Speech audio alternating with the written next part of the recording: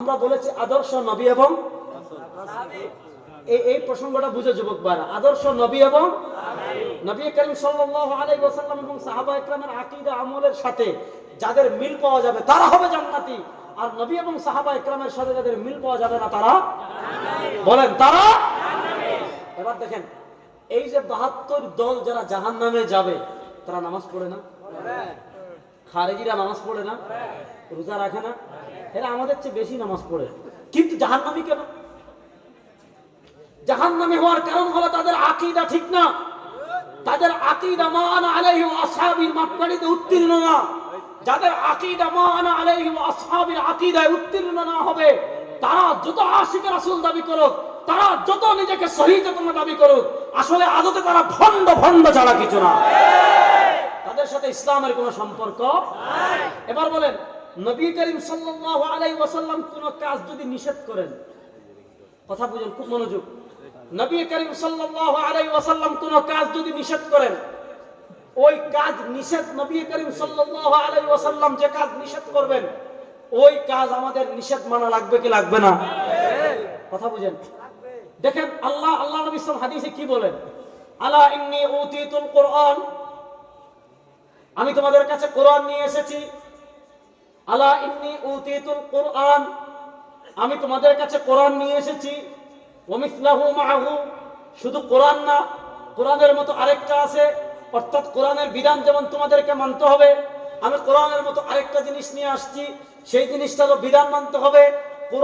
কোরআনের মতো আরেকটা, ওটার নাম হাদিস। বলেন কোরআনের মতো আরেকটা, ওইটার নাম হাদিস। তাহলে কোরআন কোন জিনিস নিষেধ করলে ওইটা যেমন আমাদের মানা লাগবে, হাদিসে নবী করিম সাল্লাল্লাহু আলাইহি ওয়াসাল্লাম কোন জিনিস যদি আমাদেরকে নিষেধ করেন ওইটা মানা লাগবে কি লাগবে না? আচ্ছা আমি আপনাদেরকে একটা মাসআলা জিজ্ঞেস করি, আমাদের দেশে শিয়াল আসেনি? কুকুর আসেনি? আচ্ছা বলেন তো কুত্তার গোশত খাওয়া হালাল না হারাম? শিয়ালের গোশত খাওয়া হালাল না হারাম? ঠিক তো? বিড়ালের গোশত খাওয়া হালাল না হারাম? সাপ খাওয়া হালাল না হারাম? ব্যাঙ খাওয়া হালাল না হারাম? কেঁচু খাওয়া হালাল না হারাম? বলেন কেঁচু খাওয়া হালাল না হারাম? এবার বলেন কুত্তার গোশত খাওয়া হারাম কোরআনে আছে? বসো বসো শুনো, কুত্তার গোশত খাওয়া হারাম কোরআনে আছে? নাই। আল্লাহ কোথাও বলেন নাই কুত্তার গোশত খাওয়া হারাম। কুত্তার গোশত খাওয়া হারাম করেছেন কে? মুহাম্মদুর রাসূলুল্লাহ। খালি কুত্তার গোশত খাওয়াই হারাম না, নবী করিম সাল্লাল্লাহু আলাইহি ওয়াসাল্লাম বলেছেন ইযা বালাগাল কালবু ফি ইনাই আহাদিকুম, কুত্তা এত মারাত্মক, কুত্তা এত স্পর্শকাতর, কারো যদি প্লেটে, কারো যদি পাত্রে কুত্তা মুখ দে, কুত্তা যদি জিহ্বা লাগায়, তার লালাটা এত বিষাক্ত, এটা একবার ধৌত করলে পাক হবে না, 3 বার ধৌত করলে পাক হবে। এবার দেখেন কোরআন আমাদের সুদ খাওয়া হারাম করেছে, আমরা সুদকে হারাম মানি। কোরআন আমাদেরকে মদ খাওয়া হারাম বলেছে, আমরা মদকে হারাম মানি। কোরআন আমাদেরকে জুয়া হারাম করেছে, জুয়াকে আমরা হারাম মানি। কোরআন আমাদেরকে ভাগ্য পরীক্ষা হারাম করেছে, আমরা ভাগ্য পরীক্ষাকে হারাম মানি। হাদিস আমাদেরকে কুকুরের গোশত খাওয়া হারাম করেছে। বলেন হাদিসের বিধানকে আমরা মানি কি মানি না? কথা কয় না। হাদিসের বিধানকে আমরা মানি কি মানি না? এবার কেউ যদি বলে না আমি শুধু কোরআনের বিধান মানি, হাদিসের বিধান মানি না, তাহলে সে মুসলমান না কাফের? কারণ কোরআন যেমন মানা লাগবে হাদিসও তেমন মানা লাগবে। তো ইসলামী শরীআয় হাদিসে নবী করিম সাল্লাল্লাহু আলাইহি ওয়াসাল্লাম কোন নিষেধ করলে আমাদের মানতে হবে। কেন? কোরআনে আল্লাহ বলেছেন ওয়ামা নাহাকুম আনহু, নবী করিম সাল্লাল্লাহু আলাইহি ওয়াসাল্লাম তোমাদেরকে যা নিষেধ করবেন, নবী করিম সাল্লাল্লাহু আলাইহি ওয়াসাল্লাম তোমাদেরকে যত নিষেধ করবেন ফান্তাহু, সব নিষেধ থেকে তোমরা বেঁচে থাকবে। বুঝা গেল নবী করিম সাল্লাল্লাহু আলাইহি ওয়াসাল্লামের নিষেধ আমাদেরকে মানতে হবে।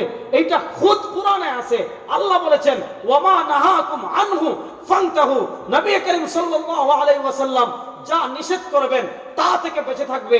এবার বলেন আল্লাহ বলেন নবীর নিষেধ মানা লাগবে, তারা যদি বলে না নবীর নিষেধ মানি না, এবার বলেন আল্লাহ কোরআনে বলেন নবীর নিষেধ মানো, যারা বলবে না শুধু কোরআনের নিষেধ মানি নবীর নিষেধ মানি না, ও নরসিংদীর মুসলমান আমি আপনাদের কাছে জানতে চাই আল্লাহ কোরআনে বলেন মানা লাগবে, আল্লাহ কোরআন ওভারটেক করে যারা বলবে নবী করিম সাল্লাল্লাহু আলাইহি ওয়াসাল্লামের নিষেধ আমরা মানি না, এরা মুসলমান না কাফের?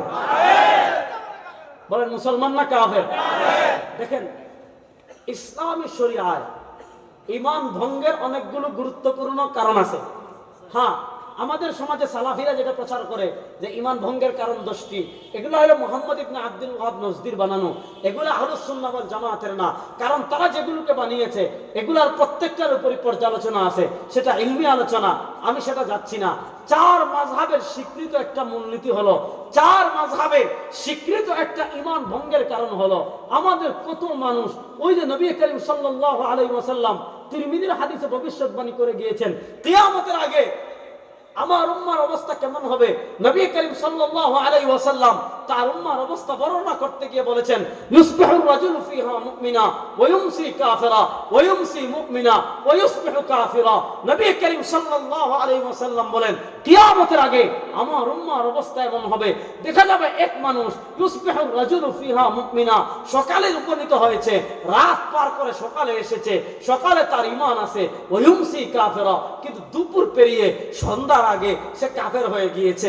আবার আরো কিছু মানুষ এমন থাকবে, ওয়ায়ুমসি মুমিনা, সন্ধ্যায় তার ঈমান থাকবে, রাতে যখন ঘরে ঘুমায় তার ঈমান থাকবে, ওয়ায়ুসবিহু কাফিরা, কিন্তু রাত পেরিয়ে পরের দিন সকাল হওয়ার আগে তার ঈমান চলে যাবে।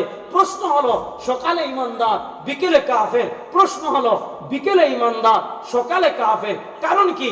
ঈমান এটা স্কুল না, ঈমান ভঙ্গের কিছু কারণ আছে, কিছু কথা এমন আছে যেই কথা বললে ঈমান থাকে না, কিছু কাজ এমন আছে যে কাজ করলে ঈমান থাকে না, কিছু বিশ্বাস এমন আছে যে বিশ্বাস করলে ঈমান থাকে না।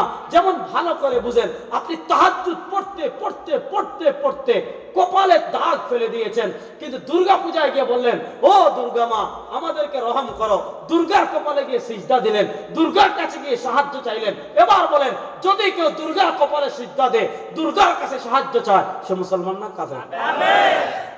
এক একটা পূজা আসে আর কত মানুষ ঈমান হারায়, এক একটা ক্রিসমাস ডে আছে আসে, কত মানুষ ঈমান হারায়। নবী করিম সাল্লাল্লাহু আলাইহি ওয়াসাল্লাম 1400 বছর আগে বলে গিয়েছেন, এমন এক দিন আসবে ইয়াবিউ দীনাহু বিআরদিন মিনাদ দুনিয়া বিকালিল। নবী করিম সাল্লাল্লাহু আলাইহি ওয়াসাল্লাম বলেন, এক সময় আমার উম্মার এমন অবস্থা হবে, তাদের কাছে টাকার অনেক দাম হবে, তাদের কাছে পয়সার অনেক দাম হবে, তাদের কাছে নেতার অনেক দাম হবে, তাদের কাছে জমিনের অনেক দাম হবে, তাদের কাছে চাকরির অনেক দাম হবে, দুনিয়ার সব জিনিসের দাম তাদের কাছে থাকবে, কিন্তু ঈমানের দাম থাকবে না। এজন্য তার ঈমান আছে না নাই, তার ঈমান গেল না আছে, তার ঈমান অন্তরে আছে না নাই, ওইটা নিয়ে সে কখনো চিন্তা করবে না।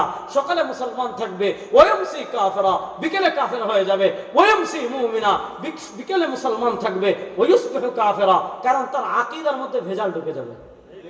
দেখেন